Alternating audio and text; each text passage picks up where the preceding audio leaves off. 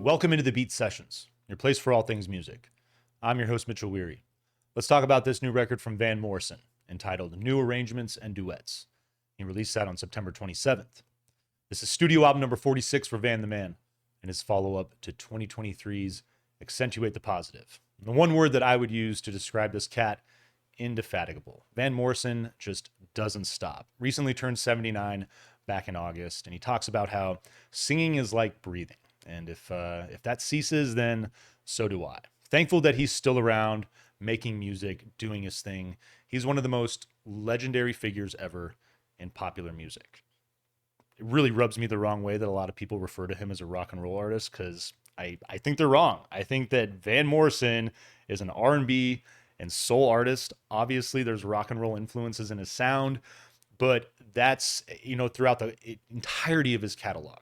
I would say that at the foundation, rhythm and blues, soul, gospel, all these different things that, for the most part, I would argue outweigh rock and roll. Interesting listening to critics talk about him over the last half decade or so, and even going back further. You can go back a full decade as far as his output still being prolific, but the critics out there saying that A, it's mostly just cover songs, and B, you got that little pocket of time during COVID where he put out latest record project volume 1, and what's it going to take? I think the music on a lot of the music on both of those records is outstanding. Lyrically, I don't disagree with him on a lot of subjects that he addresses. I'd say the thing that's the most problematic about those records is that they're ephemeral. They're, for a time and a place, and I don't think that they ultimately will age well, where all of his classic records, you still throw on Moondance, you still throw on Astro Weeks, you still throw on, any of those albums that are in the upper tier of his catalog, and they're timeless. And so that was the only thing about those two projects that I found kind of disappointing. Lyrically, some of the stuff was off-putting, and just, it felt like low-hanging fruit for a guy that I would argue has been very poetic throughout his career. As far as the cover albums, this new one included, I would say to those people that, are criticizing him for not putting out original music, it still takes a lot of time and effort, whether it's your own song or whether it's a song that you've just admired throughout the years, to work a different arrangement, and especially on 15 tracks here. It's, a lot of people argue that, oh, it's bloated, it's too much music. Well, if you take a look through the catalog, it's just what the man does. And I'd argue with a lot of these cover projects, the best way to listen to him, because I think he's done a nice job with the track listing, is to just enjoy one record at a time. With New Arrangements and Duets, I'm really enjoying the back half of this particular project. Disc number 2 is phenomenal. I like 1. But, there's just those Willie Nelson duets that cap this thing on disc B, and they're phenomenal. I think the biggest thing, talking about Lady Gaga earlier in the week with her new album, Harlequin, she's doing the same thing. She's covering a bunch of jazz standards, giving them a little bit of that Gaga flair, which I love, but exposing an entire generation of people that really might not otherwise have exposure to this music. And I would argue that younger people especially, I think there's this tipping point. I think there's a shift where people in general, but younger people especially, are looking for more sophistication in their art. They're tired of just being fed this commercial, disposable garbage that, that disappears within 6 months' time.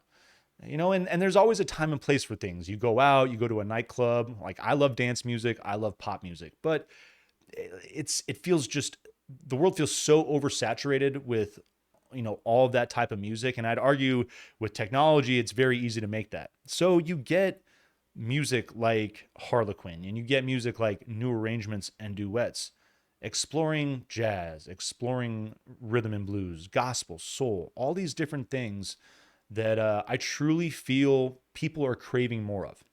And it's interesting looking at criticism, like people are like praising Lady Gaga for her record, but then, it's like Van Morrison is boring. No one wants to listen to this stuff. It's just like, it's just such a double standard.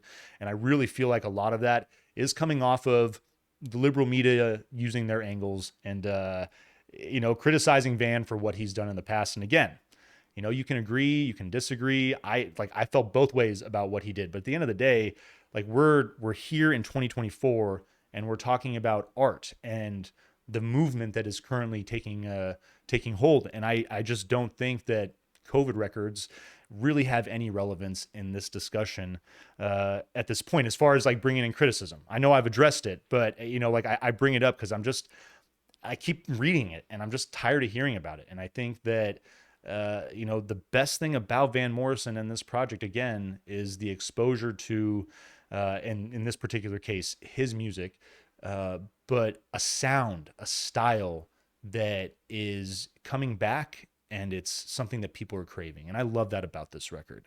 It's going to kick off with Ain't Gonna Moan No More featuring Kurt Elling. Great collaboration there with him.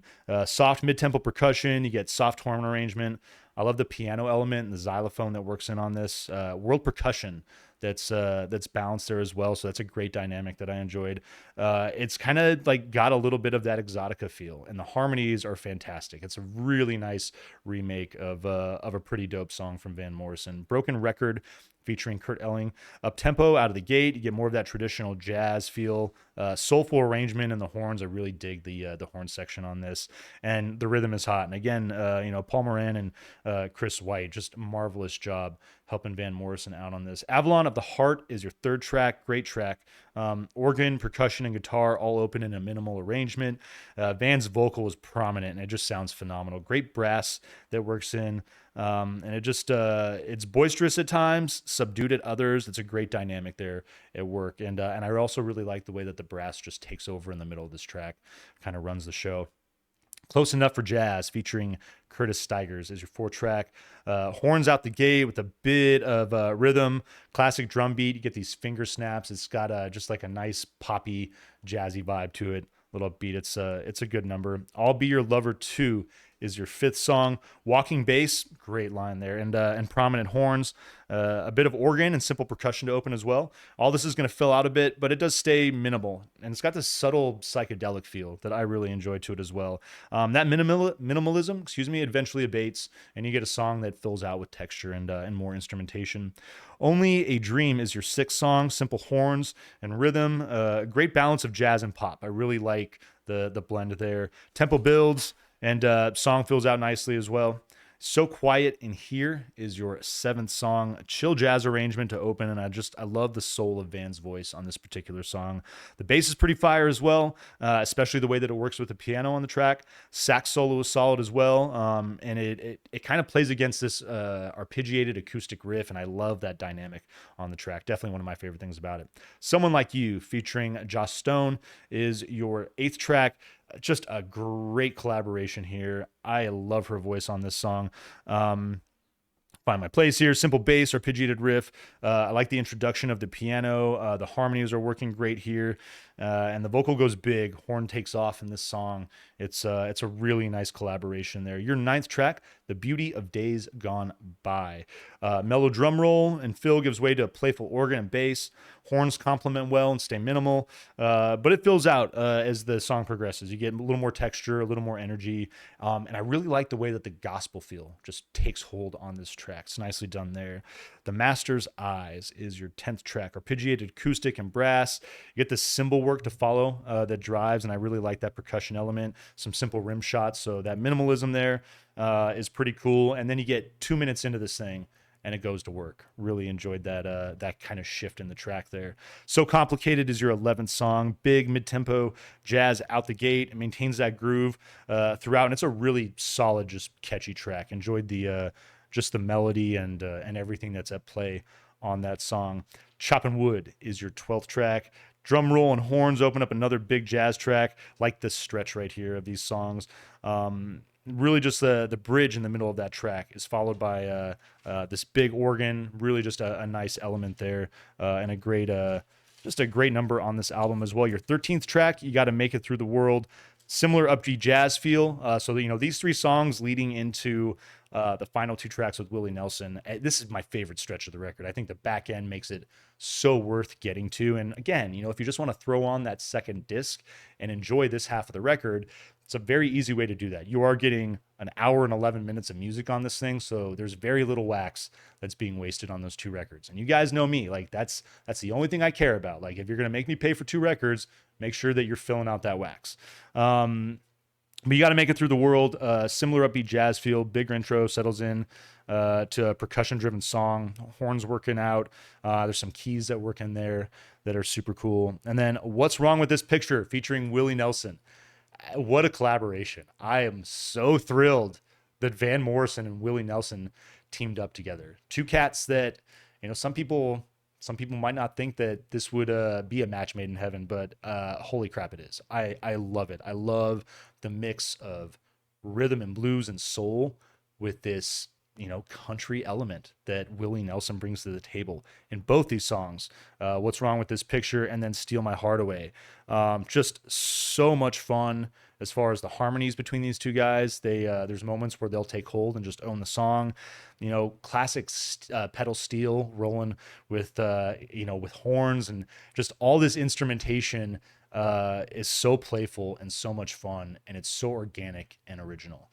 And it for those out there being critical of this record being boring, I'd say these two songs at the very least, these are two very special tracks in my opinion. Two elder statesmen in popular music that like who knows how much time we have with both of these guys. So what a treat to finish this record off with those collaborations, and just a lot of good things to like about this project. I would say it's it is a little long, so it's tough to sit down and listen to the whole thing in its entirety.